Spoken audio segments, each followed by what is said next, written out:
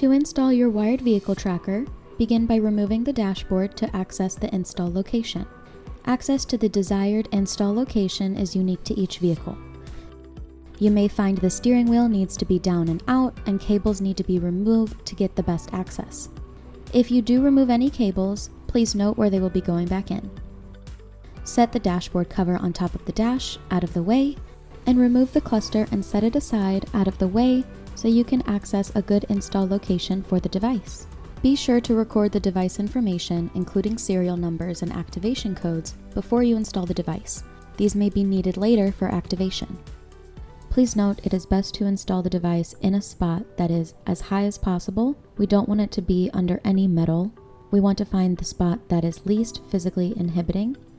Secure the device using the supplied zip tie. You may need to use additional zip ties depending on your installation location and cable routing. Before you get too far with the wiring, bring the cluster back to test the fit with the device installed. Be sure the device installation and cable routing does not impact proper operation of the vehicle. The tracker will need constant and switched power for operation. You will need to locate connection points for constant and switched power, such as the fuse panel or vehicle wiring.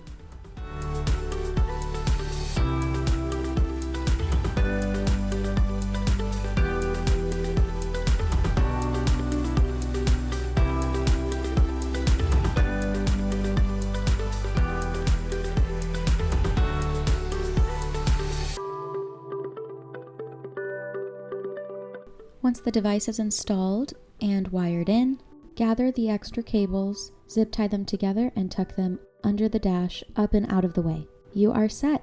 That is how you install your wired vehicle tracker.